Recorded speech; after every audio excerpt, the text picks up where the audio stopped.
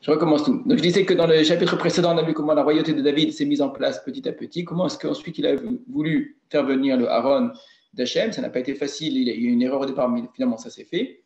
Puis ensuite, il a voulu construire le Beth Amikdash, une maison pour Hachem, et ça paraissait évident, ça paraissait évident que ça allait se produire. Et de manière assez surprenante, Hachem lui dit que non, que plutôt que David lui construit une maison, c'est Hachem qui va construire une maison, un baït pour David, c'est-à-dire une dynastie pour toujours. C'est quelque chose de tout à fait merveilleux ici qui est offert à David. Donc ce n'est pas un rejet de David, mais bien au contraire, c'est quelque chose de très grand ici qui se produit entre Hachem et David. À cette occasion, on va retenir ça pour l'instant, clairement Hachem est en train d'annoncer un fils à David plus tard, puisqu'il est en train de lui dire que c'est un enfant qui sera à naître, qui sera lui celui qui va construire le Beth Amikdash. Ce qui veut dire que les enfants qui sont nés à David jusqu'à présent, et le Tanakh nous a montré les différents moments où ça s'est produit, donc à l'époque où il fuyait devant Shaoul, il y avait une sorte de série d'enfants. Il y avait à l'époque où il était à Hebron et ensuite où il était à Yerushalayim. Donc c'est autant de moments, de grands moments de sa vie où il a eu des enfants et qui auraient pu être les uns ou les autres des prétendants à la royauté après David. Et donc là, Hachem annonce un enfant à venir qui, lui, sera le futur roi qui remplacera David. Ce qui veut dire que tout ce qui avait été vécu jusqu'à maintenant est, d'une certaine façon, mis de côté, comme si ce n'était pas encore véritablement la royauté de David, comme si c'était une nouvelle royauté qui allait se réaliser. Donc, au moment où David veut construire le Beth Amikdash, si je devais résumer un petit peu, pour David, c'était une sorte d'aboutissement, une conclusion. C'était la suite logique de tout ce qu'il avait fait jusqu'à maintenant. Ce qu'Hachem lui fait comprendre, c'est que à l'intérieur même de la royauté de David, il va falloir y avoir un dépassement. C'est comme si la royauté de David devait changer de niveau, vraiment presque changer d'existence. Et que c'est comme si David passait à une puissance supérieure. David lui-même est très étonné, très étonné. Il a dit Torah à Adam, c'est ça la règle de l'homme. L'humain peut arriver à une chose pareille. Donc, il se produit chez David une sorte de dépassement de lui-même, quelque chose auquel lui-même ne s'attendait pas. C'est beaucoup plus grand, beaucoup plus fort, beaucoup plus élevé que ce que lui pouvait imaginer, et ça passe, entre autres, par donc, l'idée d'un autre enfant. Ça me fait vraiment penser un peu à Abraham Avinu, qui a eu une histoire, qui a eu Ishmaël, qui a eu une longue histoire avec Hachem, mais il ne s'attendait pas du tout à ce qu'il y aurait un autre enfant, et avec un autre enfant, un autre nom, et une toute autre histoire, de cette façon qu'elle allait s'écrire. Ça fait longtemps maintenant qu'il était en relation avec Akadosh Baruch Hu, qu'il le suivait, il y avait déjà une alliance avec Hachem. Donc dans l'esprit d'Abraham Avinu, quand il a eu 99 ans, eh bien, c'était la fin de sa vie et qu'il avait accompli tout ce qu'il avait à accomplir et que maintenant son fils Ishmaël allait le remplacer. Et c'est là qu'Hachem lui apprend que non, on va passer à autre chose. Comprenez bien, l'autre chose, ce n'est pas juste une question de grandeur ou comme si maintenant tu veux être un peu meilleur que ce que tu es auparavant. C'est un changement c'est vraiment un changement d'échelle. On change complètement de dimension d'une certaine façon. Alors chez Abraham, ça se voit à travers le changement de nom, à travers le changement de nom de sa femme, à travers le miracle, parce que c'est par un miracle que va naître l'enfant. Donc quelque chose de très surprenant. On ne va pas trouver tout ça chez David. Il n'y a pas le changement de nom, il n'y a pas le miracle qui va naître, etc. Mais j'insiste pour qu'on utilise ensuite tous ces éléments que nous sommes en train de mettre en place pour la suite du récit. Ça va nous être très utile. Très souvent, quand on étudie les histoires du Tanakh, on les étudie découpées de leur contexte, découpées des liens qui peuvent se faire, et c'est vraiment dommage. On va avoir besoin de cela plus tard. Donc, il faut vraiment avoir en tête que David, qui pense construire un Beth Amikdash à Kadosh Baruch Hu, découvre que c'est sa maison à lui qui va changer de dimension, qui va aller beaucoup plus loin, et que c'est sur cette base-là que le Beth Amikdash sera construit, effectivement. Donc, pour que le Beth Amikdash soit construit, il faut que sa maison à lui change de dimension, et entre autres, ça passe par la naissance d'un fils à venir. Alors, on va mettre ça de côté pour l'instant, on en aura besoin plus tard. On va passer à l'histoire de Moshe. Pardon? Je dis que c'est aussi un peu l'histoire de Moshe Rabbeinu avec le rocher qui rentre pas en Eretz Israël, peut-être. Non, je ne pense pas. Parce que pour Moshe qui ne rentre pas, c'est dans l'autre sens. Au contraire, il aurait espéré pouvoir continuer. Et puis là, c'est une surprise. Il a fait sa mission, si on peut dire. Oui, mais ce que j'essaie de vous montrer, c'est quelqu'un qui a le sentiment d'accomplir sa mission et on est en train de lui faire découvrir que sa mission est encore plus grande. C'est vraiment, c'est pas du tout le cas de Moshe avec le rocher. C'est quelqu'un pour qui tout ce qu'il a fait jusqu'à maintenant a réussi, et grâce à ça, vous comprenez pourquoi le prophète Nathan ne peut pas se tromper. Il lui dit tout ce qui est dans ton cœur, fais-le. Alors Hachem est en train de dire à Nathan qu'il s'est trompé, c'est pas possible. C'est que véritablement, dans la dimension dans laquelle se trouve David, effectivement, ça paraît logique. Mais on passe à autre chose, on passe à une dimension supérieure qui est un véritable dépassement de l'être, qui touche à quelque chose de l'humanité tout entière. Et ici, dépassé grâce à David pour aller vers un, je ne veux même pas dire un niveau, parce que c'est même plus de ça dont il s'agit, vers un état, une sorte de nature ici différente. Alors, il n'y a pas de changement de nom chez David, etc. Tout ça, on ne le trouve pas. Peut-être parce qu'on l'avait déjà vu, il y a chez David quelque chose de très naturel. Chez Abraham, ce n'était pas naturel. David, on l'avait vu depuis le départ. On avait comparé à Shaoul. On avait dit si Shaoul est roi, soit il est Shaoul, il n'est pas roi, soit il est roi, il n'est pas Shaoul. C'est quelque chose d'artificiel, quelque chose de très difficile à vivre chez Shaoul. Chez David, c'est exactement le contraire. David, il est roi par essence. Il est. Alors les gens ne comprennent pas parce qu'ils n'ont pas conscience de ce qu'il y a en lui. Donc c'est plus il va être David, plus il sera roi. Plus il sera roi, plus il sera David. Donc il a besoin d'aller jusqu'au fond de lui-même et de découvrir en vérité ce qui est au plus profond de lui pour être cet homme qu'Akadosh Baruch Hu attend. Alors on va passer à autre chose. Pour l'instant, on va avoir quelques chapitres ici qui vont poser vraiment étape après étape la grandeur de la royauté de David. Ici, on avait déjà commencé à le faire précédemment par la guerre contre les Pélichtim. On va élargir un petit peu les choses. C'est très utile, non pas parce qu'on veut nous raconter l'histoire des grands rois et de raconter leur guerre, etc. Ce n'est pas le but ici du Tanakh. C'était déjà depuis le début de l'histoire de David, c'était vrai également pour l'histoire de Shmuel au tout début.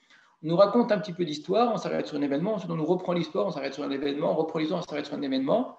Et ça nous permet d'assister à une façon de dire comme ce personnage principal qui prend de plus en plus d'ampleur. Et c'est cette ampleur-là qui est donc Hebron, Yerushalayim, les guerres qui gagnent, etc. On assiste vraiment à cette présence de David ici qui est de plus en plus forte. Et ça passe aussi, et c'est ce que le texte va nous montrer, par son rôle politique, son rôle de roi, et même ici géopolitique. Ça s'est joué essentiellement, on l'a vu, et c'est pour ça que c'est à part par la guerre contre les Pélichtim, parce que les Pélichtim, ça a été l'ennemi type du peuple d'Israël durant la génération qui a précédé. Depuis Shmuel, la guerre contre les Pélichtim a chaque fois été une sorte d'épreuve à mener pour soit gagner ou malheureusement perdre avec Shaoul, pour exister en tant que peuple d'Israël à cette époque-là. Maintenant, il y avait d'autres peuples qui pouvaient être en conflit avec le peuple d'Israël ou à l'inverse, être amis avec le peuple d'Israël, et ça va élargir un petit peu l'importance de cette royauté-là. Le premier peuple qu'on avait rencontré au début de l'histoire de Shaoul, tout début, vraiment, c'était quand il venait à peine d'être nommé, et ça va être l'acte initiateur vraiment de sa royauté pour le peuple. Il y a eu d'autres actes que nous, on avait vus avec Shmuel, etc., mais de manière publique, ce qui va faire de lui un roi, ce qui va faire que les gens vont le reconnaître en tant que roi, c'est la guerre qui va mener contre un certain Nachash, roi de Hamon, qui avait encerclé la ville de Yavesh Gilad, qui avait humilié les gens de Yavesh Gilad, qui leur avait dit qu'ils allaient, soit il leur fait la guerre, soit ils se rendent, et s'ils se rendent, il leur crèverait chacun un œil pour les humilier, et c'est ce qui avait donc incité Shaoul à aller au combat et à gagner cette guerre. Donc c'était son premier fait d'armes, un grand fait d'armes d'héroïsme qui a fait de lui un roi reconnu et aimé par le peuple. Donc, on va revenir, vous allez voir, comme des cycles comme ça qui se referment. On va revenir un petit peu petit à petit à ces histoires-là. Alors, Vayach Arechen, ce fut après cela. Vayach David et Pelishtim. David a frappé les Philistins et Achliem et il les a complètement soumis. Donc, Vaikach David et Meteg Ha'ama, Miyad Pelishtim, et il a pris un endroit qui s'appelle Meteg Ha'ama. Bon, on ne va pas rentrer là-dedans, il y a toutes sortes de suppositions aujourd'hui, est-ce que ça peut se trouver. Ce sur quoi semblent s'accorder en tout cas les Mefarshim et les chercheurs modernes sur Meteg Ha'ama, qu'est-ce qu'on veut nous enseigner par là? Qu'à la différence de tous les combats contre les Pelishtim qui ont été menés jusqu'à maintenant, même ceux qui ont été gagnés, ça a toujours été des combats contre les Pelishtim à l'intérieur du territoire d'Israël. Les Pelishtim avaient élargi leur territoire à l'intérieur du peuple d'Israël, avaient occupé une partie du territoire d'Israël ou essayé de l'occuper, donc il fallait les repousser. Mais jamais l'inverse, c'est-à-dire où Israël est entré dans le territoire des Pelishtim pour prendre place. Et donc il semble que Meteg Ha'ama, qui était l'endroit des Pelishtim, c'est une façon de dire que David, non seulement a vaincu les Pelishtim, et ça c'était la période précédente, à la façon de Shaoul ou de Shmuel, cette fois-ci il a vaincu les Pelishtim chez les Pelishtim même. Donc on est dans cette autre dimension de David, après la parole d'Hachem, on voit qu'il dépasse ce qu'il était déjà. Ensuite, donc, en un seul verset, c'est réglé. Vayachet Moav, il a frappé Moav. On ne nous dit pas pourquoi, est-ce qu'il a fait la guerre contre les Moabim. On n'a pas vu que les Moabim étaient particulièrement belliqueux envers les bénis Israël. Il y a une histoire un peu étrange, un peu mystérieuse concernant Moav. puisqu'on avait dit que David avait envoyé sa famille à Moab pour être protégé quand Shaoul les poursuivait. Or, on n'a plus jamais entendu parler d'eux, et c'est ce qui fait dire au Midrashim, la plupart des commentateurs, que les Moabim ont tué la famille de David. Et donc, ce serait une sorte de vengeance de David, une fois qu'il devient roi, de frapper les Moabim. Alors, le lien entre David et Moab est très fort. David est descendant de Moab lui-même par son ancêtre Ruth. Donc, on aurait pu imaginer, c'était peut-être l'intention de David quand il avait envoyé sa famille là-bas, que ces liens-là soient des liens amicaux, des liens fraternels qui, au contraire, auraient fait qu'Israël aurait été en bon voisinage. Or, les Moabim, très souvent, nous ont déçus, à chaque fois d'ailleurs, dans ce rapport de voisinage, ce qu'on attendait d'eux. C'est la paracha de la semaine d'ailleurs, qu'on va lire, la paracha de Balak, Balak, c'est le roi de Moab, alors que jamais on a menacé Moab, mais au contraire, Moab, malgré tout, va aller payer Bilam pour nous maudire et ensuite nous exterminer. Donc il y a un vrai problème avec le peuple de Moab, qui est descendant de Lot, et duquel David descend aussi d'une certaine façon par son ancêtre Ruth. Mais David règle un petit peu ses comptes avec Moab, rétablit une sorte d'équilibre ici. Donc, il a frappé Moab, et on va avoir une expression qui connaît des interprétations très différentes. Vayema dedem bachevel hashkev otam arza. Littéralement, il les a mesurés, l'imdod en hébreu ça veut dire mesurer, bachevel avec une corde, hashkev otam arza en les couchant à terre. Donc, les Moabim qu'il a attrapés, il les a couchés à terre et il les a mesurés avec une corde. Vayema ded shene chavalim lehamit. Donc, d'après une des traductions, lorsqu'il y avait 2 cordes, il les mettait à mort. Si c'était une corde, il les laissait vivre. C'est-à-dire que qu'est-ce qui faisait, qui déterminait quel soldat il allait garder ou quel captif il allait garder vivant, lequel il allait mettre à mort, c'était la taille du captif. Alors, il y a d'autres traductions très différentes où le mot révèle ne veut pas dire corde, ici il veut dire des groupes de personnes. C'est qu'en fait, il y a 2 tiers des soldats qui ont été mis à mort et 1 tiers qui a été épargné. Moab et David, ainsi Moab, littéralement, est devenu à David. C'est-à-dire que Moab a appartenu à David. Les Abadim, c'est devenu des serviteurs Nos et Mincha qui ont porté un tribut. C'est la première fois où on voit le peuple d'Israël avoir une sorte de domination d'un peuple limitrophe, au point que le peuple ici paye un tribut. C'est Israël qui a très souvent payé le tribut à d'autres peuples. Là, c'est l'inverse qui se produit. Évidemment, on est choqué par une telle violence de David, il faut juste replacer les choses dans leur contexte. Beaucoup lisent ce verset, au contraire, comme une forme de bonté de David. Ça peut paraître très, très étrange. C'est qu'à l'époque, on n'épargnait pas un tiers. Donc, on tuait tout le monde, et David a épargné un tiers. Ça serait un petit peu ça l'idée, et en particulier ceux qui sont petits, donc les enfants, de manière générale, et c'est uniquement les grands.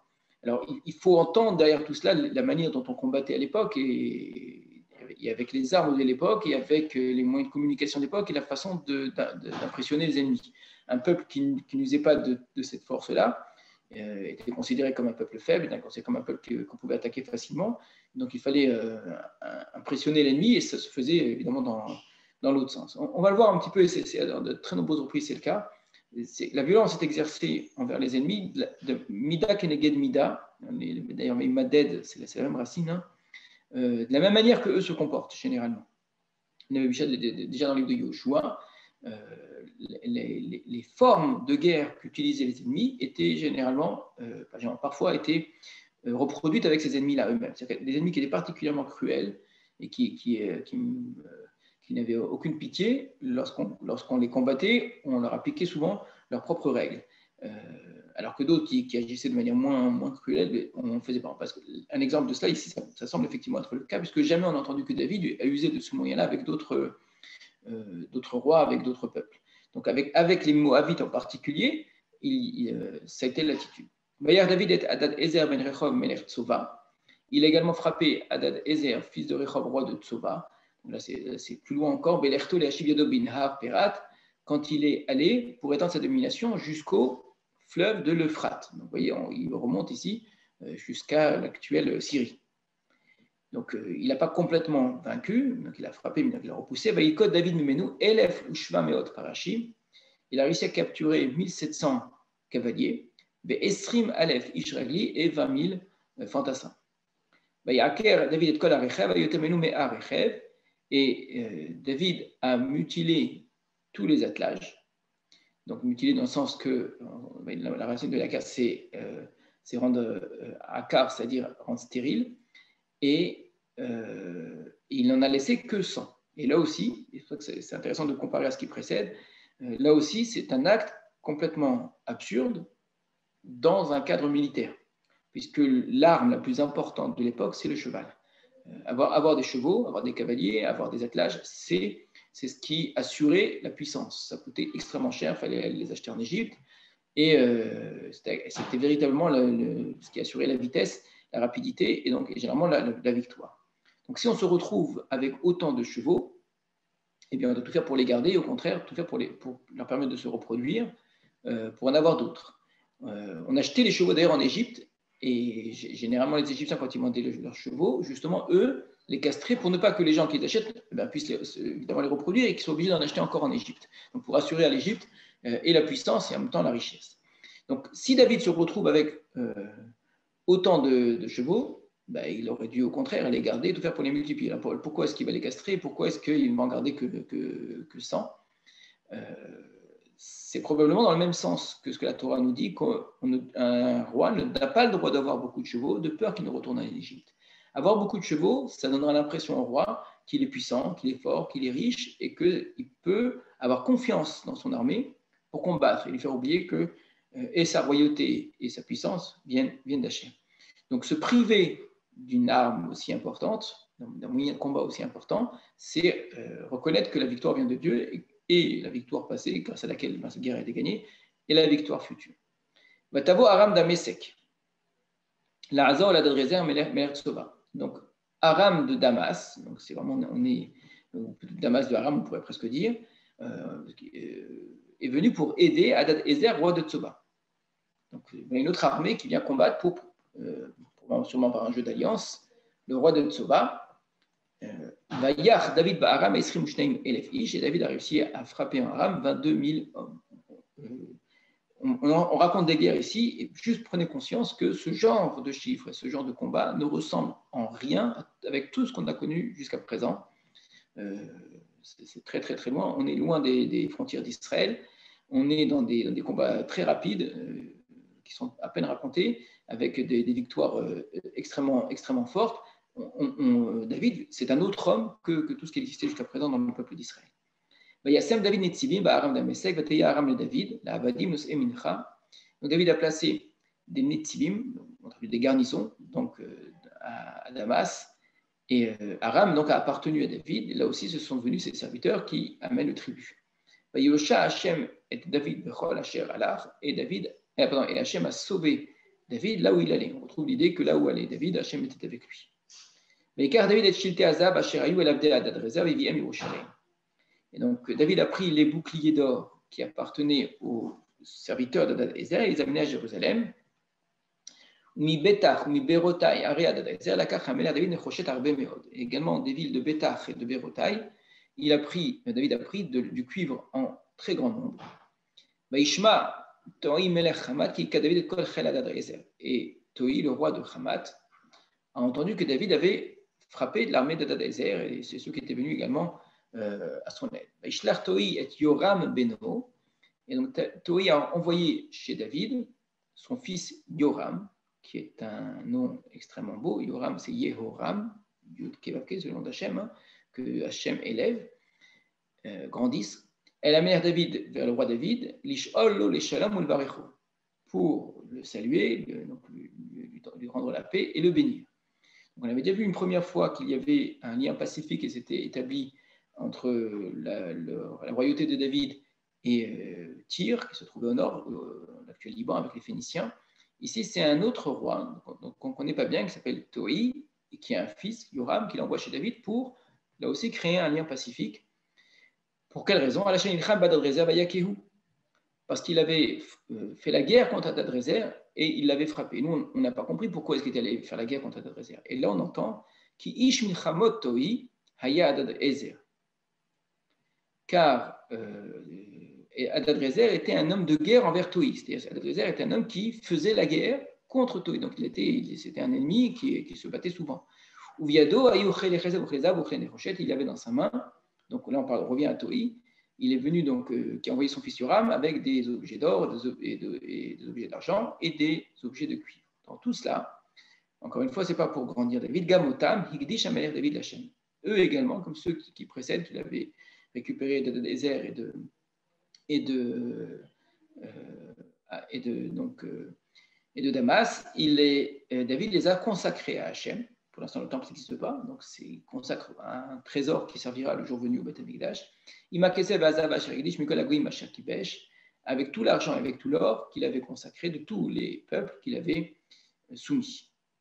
Mais Aram, ou Moab, ou Ibn Ammon, ou Pelishtim, ou Amalek, ou Michel, Ben Rechov, Melech Tsoba, il en fait exprès de nous faire la liste. Aram, Moab, Ben Ammon, les Ammonites, les Philistins, le peuple d'Amalek également, le butin de désert, fils de Rechov, roi de Tsoba. Il y a David Shem, Beshuvo, Meakotot Aram, Begemelach. Donc, et David s'est fait un renom, Shem, en revenant après avoir frappé Aram à Gemelach également, Shmona Asar avec 18 000 hommes. Et même dans Édom, au sud d'Israël, il a placé des garnisons. Bechol Édom, Sam Netivim, Ayichol Édom, Abadim et David, donc tout Édom est devenu sujet de David. Yosha Hachem à David, Bechol Asher Alach, une fois de plus, Hachem est avec David là où il allait. Imlor David al-Kol Israël, et David a régné sur tout Israël. David ose Mishpat Utzdaka Lechol Amo, et David donc rendait Mishpat Utzdaka, la justice et l'équité, à tout son peuple. Donc on est vraiment étape après étape, on voit comment David grandit, un très grand roi qui gagne de grandes guerres, qui dirige bien son peuple avec Mishpat Utzdaka. L'expression Mishpat Utzdaka, elle vient d'Abraham Avinu, où Hachem avait, quand il a voulu détruire la ville de Sodome, a dit je ne vais quand même pas cacher à Abraham ce que je vais faire, puisque Abraham va avoir une descendance qui va devoir observer Tzedaka ou Mishpat. Tzedaka ou Mishpat dans cette expression-là. Donc David ici représente vraiment le continuateur d'Abraham Avinu qui établit la justice et l'équité. Donc, on est vraiment dans une sorte de présentation de la grandeur de David et ce qui semble être un nouvel aboutissement, comme c'était le cas précédemment. On nous avait déjà raconté une histoire pour donner l'impression qu'on est à la fin de quelque chose. Et effectivement, c'était la fin d'une certaine ère, une certaine étape dans la vie de David. Là aussi, c'est le sentiment qui se produit. On donne l'impression que c'est la fin, en vérité, de l'histoire de David, quasiment. David a régné sur tout d'Israël, il a fait la Tzedaka Mishpat, et d'ailleurs, vous nous donnez le nom des gens qui l'entourent, pour bien nous montrer qu'on est à la fin de ce qui pourrait sembler être la royauté de David. Yoav ben Tserouya à la Tzava. Donc celui qui s'occupait de l'armée, c'était Yoav ben Tserouya qu'on connaît déjà. Yoshaphat ben Achilud Maskir, on ne connaissait pas. Il avait Yoshaphat ben Achilud, un archiviste, quelqu'un qui notait tout ce qui se passait. Mais Tzadok ben Achitou, Achimelech ben Imietar Kohanim. Les prêtres qui dirigeaient, c'était Tzadok, fils d'Achitouv, qu'on ne connaît pas, et Achimelech ben Eviatar, qu'on connaît. Eviatar, rappelez-vous, c'était le dernier descendant qu'on a connu, nous, de Élie, l'enfant qui est né au moment où Élie est mort. Et Sabru a enfanté à ce moment-là. C'est des enfants de Lig, Hofni et Pinchas qui sont morts. Donc, Eviatar, ça veut dire, sur le nom veut dire Eviatar, le reste de son père. Son père est mort, son oncle est mort, son grand-père est mort. Et donc, c'est Eviatar qui est resté. Achimelech, c'est le Cohen qui est lui aussi survivant de Nov, la ville des Kohanim, qui a été exterminée par Shaoul, donc qui est parti avec David. Ou Seraya Sofer, le scribe s'appelle Seraya, prince de Dieu, c'est la traduction. Benayahu, Dieu qui construit. Ben Yoyada, fils de Yoyada, Dieu qui sait, la connaissance de Dieu, c'est un nom magnifique. Alors, dans Benayahu, Ben Yoyada, on peut même entendre, pas simplement Dieu qui construit, mais le mot Bina. Bina, c'est l'intelligence. Donc, intelligence de Dieu, fils de connaissance de Dieu. C'est quelque chose d'assez incroyable. C'est un personnage qui va devenir une figure midrashique de premier plan. On parle très peu de Benayahu Ben Yoyada dans le Tanakh. On en parlera un peu plus à l'époque du roi Shlomo, mais pas tellement. Mais on est face ici à une grande figure du Midrash. Benayahu Ben Yoyada va représenter un homme d'une intelligence hors du commun. C'est quelqu'un ici extrêmement profond, une très grande sagesse. Créti va Peleti, là aussi c'est des termes assez étranges, assez mystérieux. Le Créti et le Peleti, qui ont été traduits ici au pluriel. Les Créti et les Peleti, c'est des personnes qui venaient, si on en reste au Pshat, de pays lointains et des îles peut-être d'ailleurs. Créti, ça fait penser aux Crétois, vraiment. La Crète, on est proche de la Grèce, ce qui n'est pas du tout impossible. Peleti va également dans le même sens. Peleti fait penser à Péléchet, même Pélishtim. Il faut savoir que les Philistins ont une origine qui vient du nord de la mer Égée, donc la région de Grèce, Macédoine, etc. C'est les peuples de même origine. Et le mot Pélishtim veut dire ceux qui se sont, les floches qui se sont déversés, qui se sont déployés sur le territoire. Le mot Pélet, il veut dire également la même chose. Donc c'est peut-être, on est vraiment dans des suppositions. Les Créti et les Pélétis, ce seraient des gens qui viendraient de l'autre côté de la mer Méditerranée, au nord de la mer Méditerranée, qui se seraient associés à David. Oubné David ainsi que et les fils de David, eux, étaient Kohanim Ayou. Alors le mot Kohen, ça ne veut pas dire ici prêtre évidemment, ils étaient des chefs, des ministres. Donc on a ici une cour de David bien organisée. Vous voyez l'importance que prend l'armée, bien évidemment, en premier lieu, le chef d'armée. Mais finalement, on ne va pas nous donner ici le nom de tous les héros, ce qui sera fait plus tard dans le livre, mais on a le nom de gens qui sont maskir, qui sont sophaires, où la place ici du scribe, de l'écriture, semble assez importante. Donc, on continue directement, on va essayer d'aller vite sur ces chapitres, sans trop s'arrêter, pour arriver à une histoire qui est beaucoup plus marquante. Donc, une fois que la royauté de David est bien établie, et qu'il a entendu qu'Hachem a même décidé qu'il y ait une dynastie qui sorte de lui, et à quel Dieu sera attaché, une fois que les guerres sont gagnées et qu'il a même étendu son territoire, en tout cas étendu son pouvoir, sa domination, David va essayer encore une fois de rétablir un manque qui existe chez lui et que lui considère comme étant une sorte de tort à réparer. Yomer David, est-ce qu'il reste quelque chose de la maison de Shaoul? Malheureusement, on a vu comment les fils de Shaoul sont morts. Celui qui est resté vivant, Ishboshet, avait été assassiné. L'histoire de Shaoul s'était malheureusement terminée de manière tragique.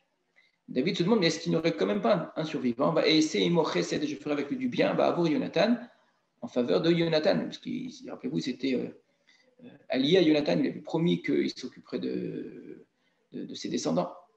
Ulved Shaoul, Eved, Ushmo Tziva. Et à la maison de Shaoul, il y avait un homme, un serviteur qui s'appelait Tziva. C'est une histoire qu'on nous avait racontée, rappelez-vous, rapidement. Il crée Ulo El David, et donc on l'a appelé chez David. Il dit, est-ce que c'est toi, Tziva? Il dit, je suis bien ton serviteur. Le roi lui a dit, Efes od ish devet Shaoul, n'y a-t-il donc plus personne des descendants de Shaoul? Je ferai avec lui chesed Elohim, une bonté divine, c'est une bonté comme que l'on doit à Dieu. Il y a bien un fils encore à Yonatan qui est boiteux. Nous, on le sait, rappelez-vous, parce qu'on avait expliqué que au moment de la fuite, quand on a eu peur qu'il soit assassiné, il est tombé, que comme ça, il est devenu boiteux. On voit bien que Tziva, depuis le départ, n'est pas parti clamer haut et fort qu'il y avait encore un descendant. Parce que la crainte, évidemment, c'est que le dernier descendant de Shaoul, lui aussi, soit assassiné. C'était toujours la peur, la suspicion qu'on pouvait avoir envers David, ou envers en tout cas l'entourage de David, qu'on va disparaître tout descendant. Or, David veut bien insister que c'est Chesed Elohim, une bonté de Dieu. Alors là, Tziva révèle qu'effectivement, il y a bien un descendant qui est boiteux. Yomerlo Amelech, et faut, il dit, où est-il? Tziva el Amelech, Ineu bet Machir ben Amiel, Belo Davar. Donc, il dit, il se trouve dans la maison de Machir, fils de Amiel, dans un endroit qui s'appelle Lodavar. Lodavar, c'est bizarre comme nom, surtout avec un Aleph, pardon, avec un Vav, excusez-moi. À lui la chose, littéralement, Lodavar. J'ai une chose à lui dire, une chose à lui raconter, littéralement, Lodavar. Ishlach Amelech David, donc David a envoyé, et Kachou l'a fait amener, Bibet Machir ben Amiel, la maison de Machir ben Amiel, Milodevar. Ça fait presque penser au Aaron, qui était là aussi dans un endroit protégé pour ne pas qu'il y ait du mal qui se produise et que David va aller chercher. Donc il va chercher ce descendant de Shaoul, ce fils de Jonathan, comme il va chercher le Aaron pour rétablir des manques. Il y avait Mephi-Boshet, voilà son nom, Mephi-Boshet, ben Jonathan, ben Shaoul, El David. Donc Mephi-Boshet est venu chez Jonathan, le fils de Jonathan, le fils de Shaoul est venu chez David, il est tombé sur sa face, il s'est prosterné.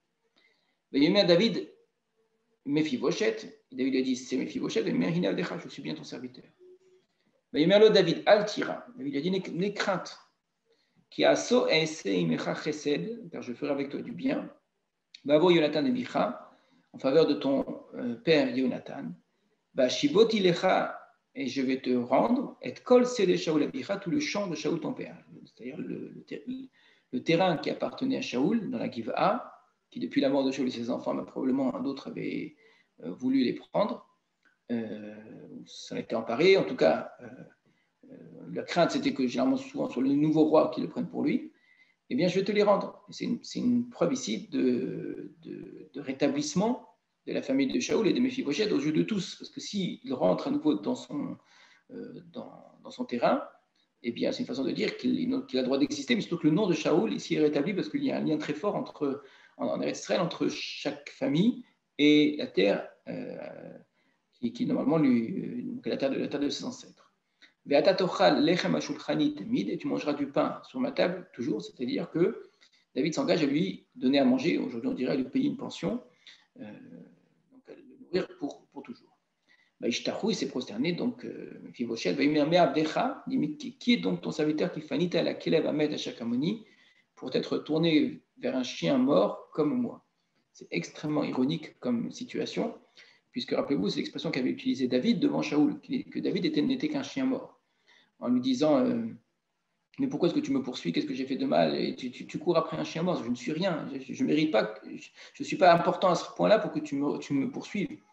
Et on voit ici comment malheureusement l'histoire s'est retournée. Et aujourd'hui, c'est le petit-fils de Shaoul qui utilise ce langage-là devant David. Je ne suis qu'un chien mort. Mais non pas devant quelqu'un qui le poursuit pour le tuer, mais devant quelqu'un au contraire qui veut lui faire du bien et qui ne lui rend pas en mal ce que Shaoul a voulu faire à David. Le roi a appelé Tziba donc Nahar Shaoul, ce jeune de Shaoul. Rappelez-vous, l'histoire de Shaoul commence avec un Nahar qui l'accompagnait tout le temps. On voit qu'on a toujours un Nahar à ses côtés qui fait le bien. Il y avait une sorte de proximité, une complicité même entre Shaoul et son Nahar. L'homme qui allait être le futur roi d'Israël était très proche des gens simples, d'une certaine façon. Et on retrouve ici que Tziba joue un rôle très important. Ce Nahar Shaoul, Bayomer Elav, il lui dit Kol Ashayal Shaoul Chabeton Natati Leven Adonecha. Tout ce qui appartenait à Shaoul et à toute sa maison, je l'ai donné au fils de ton serviteur. Et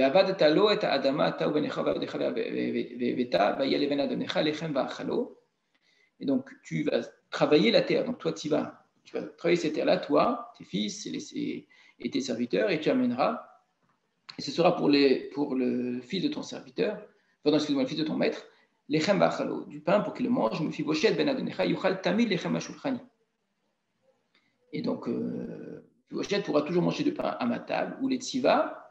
Et tziva avait Hamisha Asar Banim, 15 fils, et Esrim Avadim et 20 serviteurs. Donc, le Nahar de Shaoul était quelqu'un qui avait une grande famille et beaucoup de serviteurs. Donc, tout cela va se mettre au service de Mephibosheth.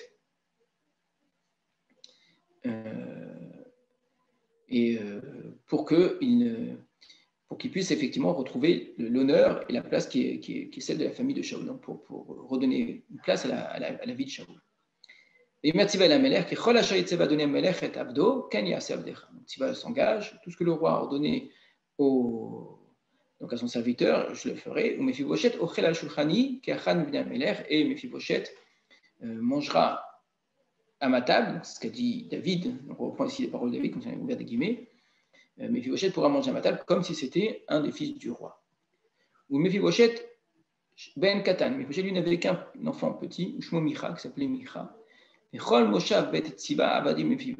donc tout le personnel de la maison de Tziba sont devenus les serviteurs de Mephibosheth. Mephibosheth Yoshev Yerushalayim, donc Mephibosheth, bien qu'il ait un terrain qui se trouve dans la Giva de Binyamin, c'est à Yerushalayim qu'il va habiter, donc près du roi, car Shulchan Amelech Tamid Hu Ochel, car c'est toujours la table du roi qu'il mangeait, Vehu Piseach Sheter Aglav, et il était boiteux des deux jambes.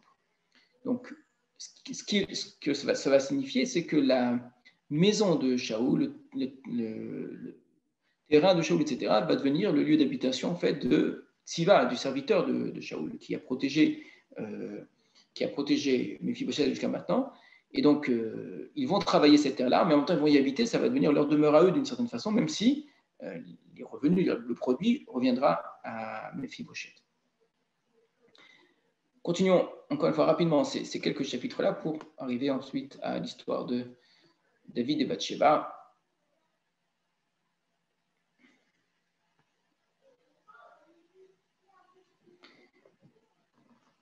Donc, Vayacharichen, ce fut après cela. Vayamot Melech Bene Amon, le roi de Amon, est mort. Vayimloch Chanoun Beno Tartab. Chanoun, son fils, a pris sa place. Il est devenu roi à sa place. Vayomer David, David a dit, Ese Chesed im Chanoun ben Nachash. Je vais faire du bien avec Chanoun, fils de Nachash. Donc j'ai appris que son père est mort, donc je vais bien me comporter. Kacher Asa Aviv, il m'a dit Chesed, comme son père avait fait du bien avec moi. On ne connaît aucun endroit où Chanoun, où Nachash, pardon, a fait du bien avec David. Nachash, je me rappelle, je vous ai dit, ce roi qui avait fait du mal à Israël et que Shaoul avait combattu, il avait repoussé. Il semble qu'avec le temps, ce Nachash avait agi de manière bonne avec David, ça ne nous a pas été raconté. Et donc David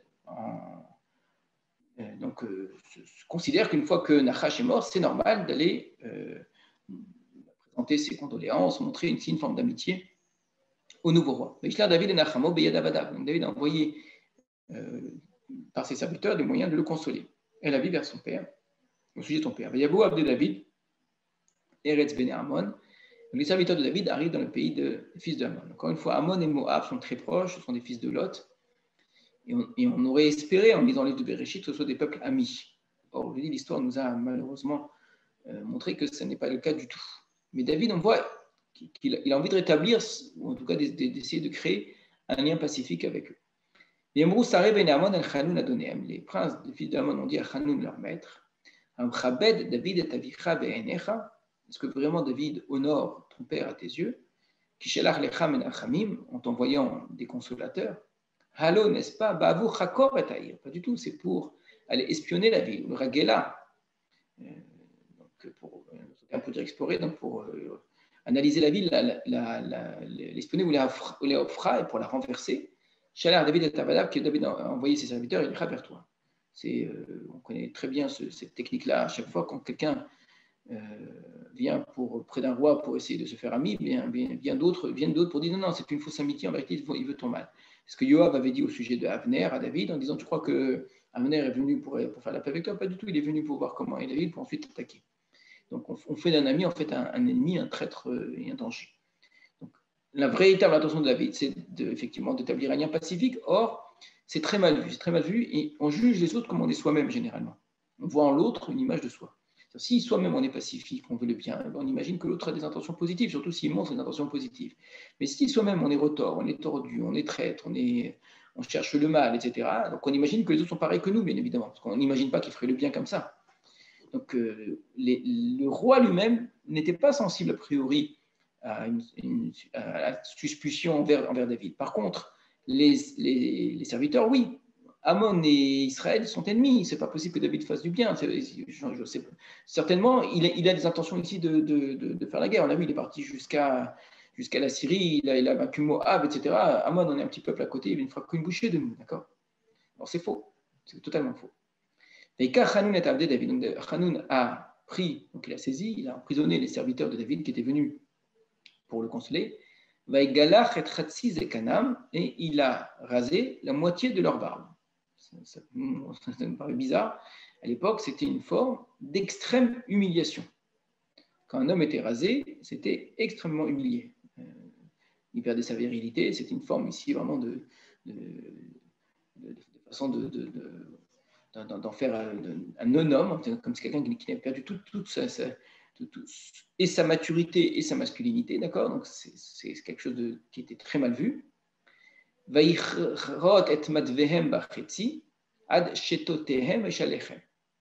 Il a coupé madvehem, donc leurs vêtements, jusqu'à la moitié, donc jusqu'à shetotem, ici jusqu'au rein, et il les a renvoyés. Donc il arrive avec une moitié de barbe et avec des vêtements déchirés, donc à moitié dénudés aussi. Donc l'idée, c'est d'humilier les serviteurs de David pour humilier David, en lui faisant comprendre, écoute, ne crois pas que on va se faire avoir, que soi-disant tu es venu pour nous consoler, tu as en vérité envoyé des espions, voilà ce que nous on fait aux espions. On est allé informer David, donc David a envoyé des gens à la rencontre, parce que ces gens-là, comme on va le voir, des gens avaient très honte. Donc ils n'ont même pas osé aller à Jérusalem pour qu'on les voit comme ça. Le roi leur dit, écoutez, restez à Yericho, le temps que votre barbe repousse, etc. Qu'est-ce que votre barbe repousse et vous reviendrez. Vous imaginez à l'époque la honte que que ça signifiait. David. Et donc les gens de Haman ont compris qu'ils s'étaient mis littéralement Niv'ashu dans une mauvaise odeur à David. C'est-à-dire ils ont compris que David était avec des intentions cette fois-ci probablement négatives à leur égard. Et qu'il attendait telle occasion de venger cette humiliation qui avait été faite. Alors, se disant que David allait probablement peut-être attaquer, ils vont eux essayer de prendre les devants. Ils sont allés louer les services, donc soudoyer la ville de Aram de Bet Rechov et de Aram Tsova, dont on a déjà entendu parler précédemment. Esrim Elef Ragli, 20 000 hommes. Bet Melech Maacha Elef Ish, ainsi que le roi de Maacha, 1000 hommes. Et Ish Tov, Shenem Asar, et un homme de la région de Tov. On avait déjà vu un endroit qui s'appelait Tov dans Sefer Shoftim, mais Iftach était parti dans Eretz Tov. 12 000 hommes, qui est un territoire à l'est du Jourdain. Vaishma David a entendu, Vaishlach et Yoav, il a envoyé Yoav, Vetkol Atzava, ainsi que toute l'armée, Hagiborim, les hommes forts. Jusqu'à présent, les guerres qu'on avait vues précédemment, on ne nous avait pas présenté une forme d'engagement de David avec une armée forte, les Giborim, envoyer Yoav et toute l'armée, etc. Ce qui signifie que le combat qui se prépare est un combat extrêmement rude cette fois-ci. Et que autant les guerres précédentes ont été racontées très rapidement et ont dû se passer de manière assez aisée pour David, comme on dit à chaque fois, Hachem était avec lui. David ici semble se préparer à une guerre extrêmement dure et il envoie Yoav ainsi que toute l'armée. Les fils d'Amon sont sortis à la guerre, et ils ont fait la guerre à l'entrée de la porte, donc de la ville, alors que Aram Tsova, Rechov et Ishtov et Maacha se trouvaient, eux, séparés des habitants des Bnei Ammon dans le champ. Donc on est dans la capitale des Bnei Ammon, à cet endroit-là, ils vont faire la guerre contre les hommes de Yoav qui, eux, sont allés attaquer. Les autres soldats, les alliés de Bnei Ammon, eux sont encore dans les champs et vont arriver, ce qui signifie que l'armée de Yoav va se retrouver en tenaille entre, d'une part, la ville qui sera fermée, tenue par les Bnei Ammon, et de l'autre côté, un très grand nombre d'hommes aguerris qui vont arriver par l'arrière. Donc c'est une situation extrêmement dangereuse pour l'armée de Yoav, et qui peut très bien amener à la perte totale de l'armée de Yoav. Yoav a vu que la guerre maintenant était devant et derrière. Donc il a choisi les meilleurs d'Israël dans ses soldats. Il a décidé donc avec eux d'attaquer plutôt Aram, donc ceux qui étaient dans les champs qui arrivaient. Pour ce combat-là, cette bataille-là, il a choisi les meilleurs de l'armée. Et le reste du peuple, Nathan, il a donné Biad Avishai Achiv dans les mains d'Avishai, son frère, qu'on avait déjà vu, qui était, rappelez-vous, très courageux, qui était prêt à tuer Shaoul plusieurs fois et que David avait dû retenir. Avishai donc, va diriger l'armée à l'endroit le moins risqué d'une certaine façon donc, pour continuer le siège de Ammon, pendant que Yoav va attaquer du côté de Aram. Donc, Vayaroch Likrat Ben Ammon, donc Avishai, lui, a organisé le combat à la rencontre des fils d'Ammon. Vayomer, il a dit Im techezak Aram imeni, donc c'est Yoav qui parle, si l'armée de Aram est plus forte que moi, Vaitali Lishua, tu essaieras de me venir en aide. Mais Ben Ammon nichezku mimecha, par contre, si c'est l'inverse, si c'est les Ben Ammon qui vont être plus forts que toi, l'arti le moi j'irai te sauver. Maintenant, et si des deux côtés ça va mal, ça veut dire ce qui est sous-entendu, là, chacun pour soi et malheureusement on ne pourra pas s'en sortir. Donc il espère que ce sera que d'un côté ou de l'autre que la guerre sera difficile à mener et que dans ce cas-là l'autre pourra venir à sa rescousse. Et il ajoute Chazak benit Chazek be'ad amenu. Soyons forts pour notre peuple. Ou be'ad are elokenu, et pour les villes de notre Dieu. V'Hashem ya'aseh atov be'enav, et qu'Hashem fasse ce qui est bon à ses yeux.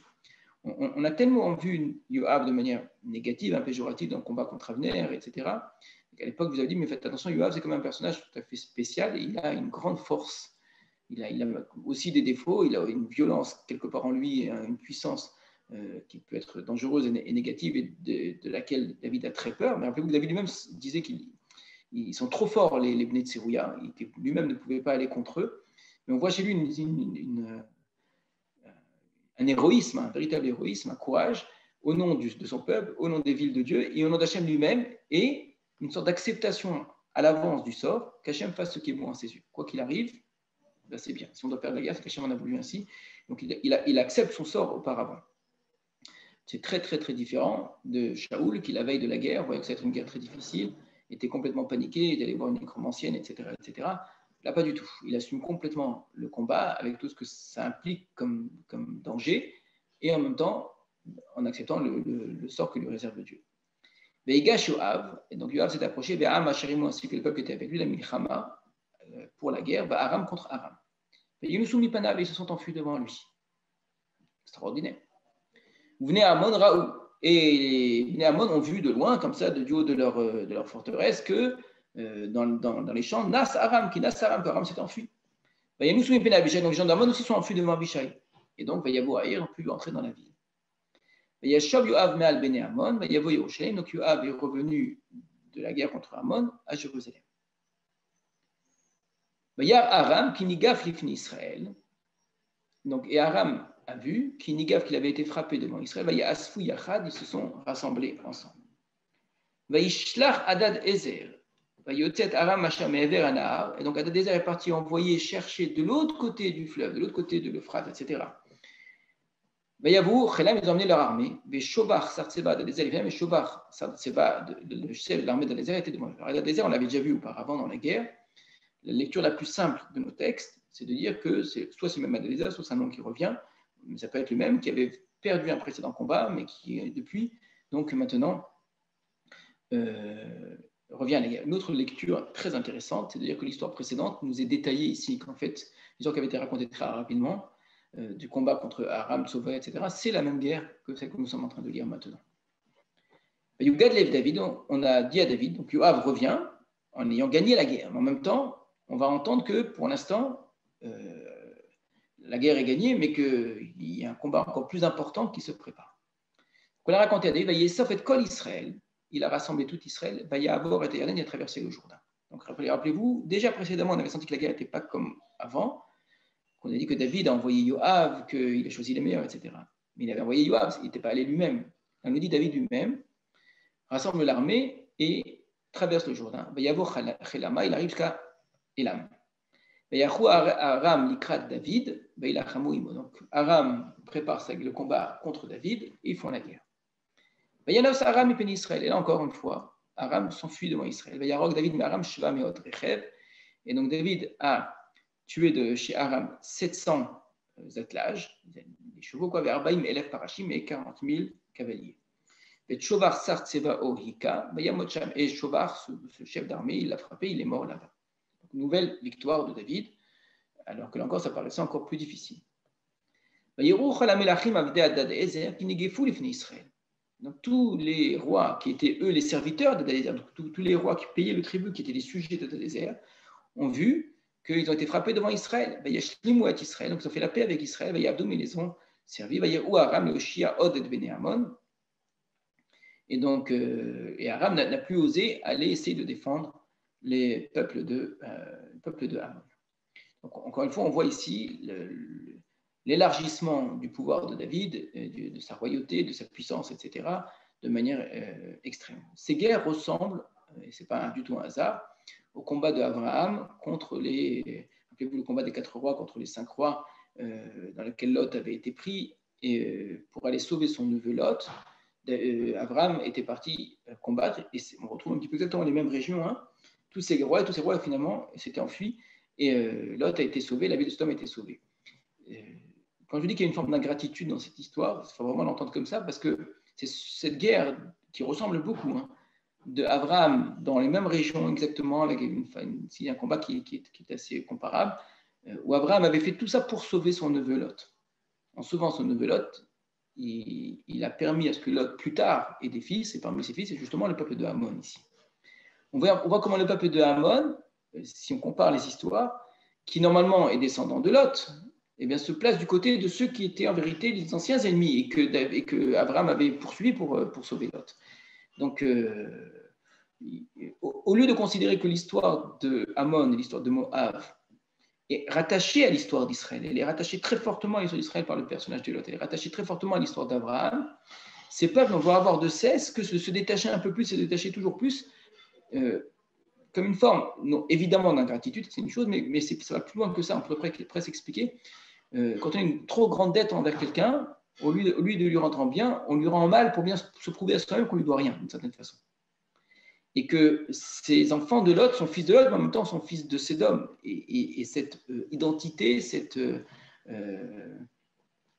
façon d'être relié à Lot et à Abraham et à ce que ça représente de bien, c'est Tzedaka ou Mishpat, c'est l'expression qu'on a vue pour David, qui vient d'Abraham, au lieu de se sentir concerné par cela, au contraire, on va à tout prix rejeter tout cela et faire un lien avec un autre monde que celui d'Abraham et de dire non, moi j'ai rien à voir, moi j'appartiens à cet autre peuple. Vraiment comme le roi de Moab dans la paracha de la semaine que l'on va voir, qui va chercher Bilam de Aram, là aussi encore une fois, pour faire disparaître le peuple d'Israël, pour le maudire, parce que Israël est un miroir, est une véritable image de ce qu'aurait pu et ce qu'aurait dû devenir normalement Lot et ses descendants.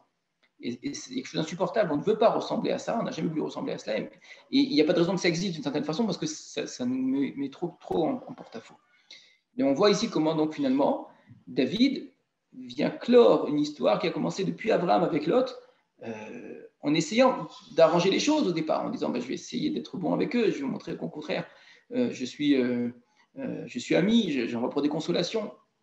Il reçoit des insultes, une humiliation, et donc par la suite, donc, cette guerre qui coupe les liens de manière tragique avec ces peuples qui auraient pu être des peuples amis. Continuons encore.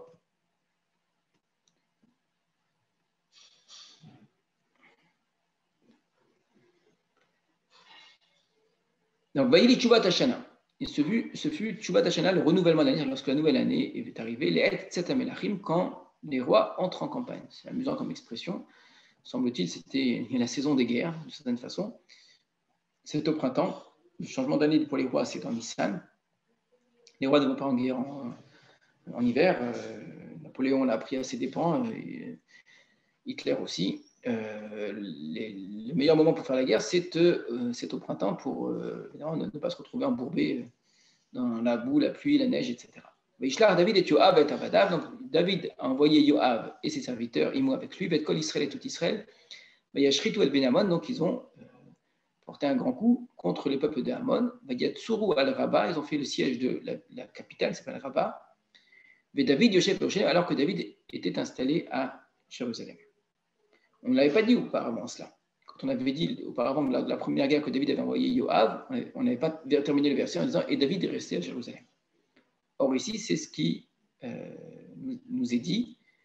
Ça veut dire que c'est un élément important d'histoire. Alors que David a envoyé Yoav et ses serviteurs et tout Israël pour faire la guerre contre Rabba, David, lui, est resté à Jérusalem. Alors que dans la dernière guerre qui vient de se passer, David lui-même était parti à la guerre. Donc il faut entendre ici comme quelque chose qui est au moins une information qu'il faut garder en tête, mais peut-être déjà comme quelque chose de péjoratif, comme une critique faite à David. Alors que les autres vont au combat, David reste à Jérusalem. Or, précisément, l'histoire qui va nous être racontée maintenant, c'est une histoire d'un David à Jérusalem pendant que d'autres sont à la guerre. Et on va avoir deux scènes en même temps. Une histoire qui est très connue, mais en même temps connue qu'à moitié, qui est la fameuse histoire de David et Bathsheba. Alors, ce qu'il faut savoir, c'est que cette histoire de David et Bathsheba est une histoire qui est rattachée très fortement à une autre histoire, qui est la guerre contre Rabbath Ammon, Rabba, la capitale de Ammon. Donc, c'est deux histoires en même temps, deux histoires en parallèle. Vous avez deux lieux, deux scènes. D'une part, ce qui se passe à Rabbath Ammon, d'autre part, ce qui se passe à Jérusalem. Deux personnages importants, d'un côté c'est Yoav, de l'autre côté c'est David, d'accord ? Mais deux histoires qui a priori n'ont strictement rien à voir. Complètement, ce sont des thèmes, des sujets différents, vraiment, on est dans deux univers différents. Un, c'est l'univers de la guerre, du combat, qui ressemble à tout ce qu'on a vu précédemment. Et l'autre, c'est tout à fait autre chose, d'un David qui voit une femme qui est attiré par elle, qui l'a fait venir à lui, et tout ce qui va s'ensuivre. D'accord ? Les gens retiennent généralement que cette histoire-là et ne font pas attention que l'introduction de... Je ne vais pas dire qu'on a un récit, on a deux récits en vérité, hein, mais deux récits qui sont enchevêtrés. On n'est pas tellement habitué à ce genre de construction, mais ça existe dans différents endroits dans le Tanakh. Vous avez deux récits enchevêtrés. Vous pouvez lire un récit d'un côté, vous pouvez lire l'autre récit de l'autre côté. Ils sont interdépendants à certains endroits. C'est-à-dire qu'effectivement, il y a un passage de l'un à l'autre, hein, il y a des liens entre les deux récits, mais ça reste deux récits qui pourraient être indépendants d'une certaine façon, qui pourraient éventuellement se lire séparément.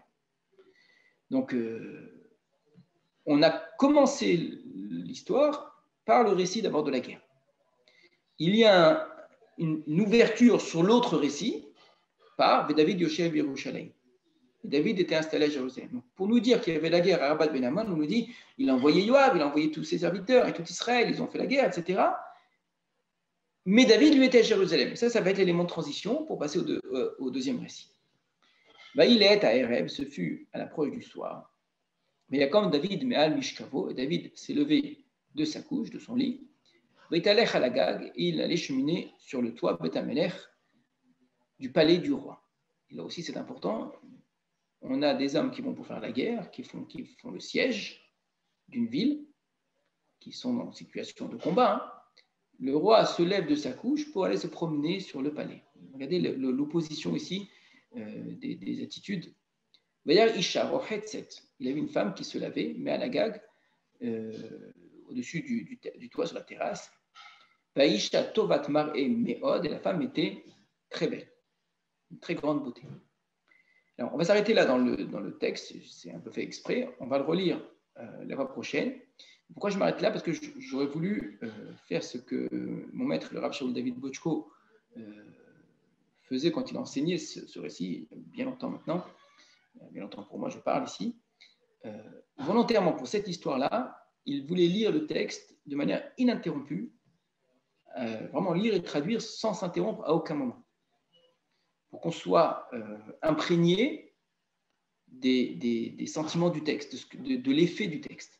Si on s'arrête à chaque verset, qu'on se pose des questions, et pourquoi ceci, pourquoi cela, etc., on risque de manquer justement cet effet du texte, un effet qui ne se produit qu'une fois qu'on a lu l'ensemble du texte. Ce n'est pas un effet qui va se produire dans chaque verset, il y a des éléments ici ou là intéressants, mais il y a une sorte de construction qui se fait petit à petit. Il faut aller jusqu'au bout du bout pour que finalement ça nous saute à la figure de cette façon et qu'on reprenne notre respiration. Il y a une écriture ici qui est faite exprès avec une façon d'écrire les choses à laquelle on ne peut être sensible que si on lit tout d'une seule traite. Alors vous pouvez le faire d'ici la semaine prochaine, hein. Vous pouvez lire simplement en français, c'est vraiment en faisant l'effort de lire et en vous laissant imprégner, en vous laissant saisir quasiment par l'effet du texte. Qu'est-ce que le texte va avoir comme effet sur nous? Parce que ce texte va tellement être interprété, il y a des questions, il y a des gemarotes dessus sur ce qui s'est passé, comment David a pu faire une chose pareille, etc., que notre esprit ne risque d'être pas assez à l'intérieur du texte tel qu'il est écrit. D'accord ? Donc vraiment, lisez le texte tel quel, dans toute sa froideur.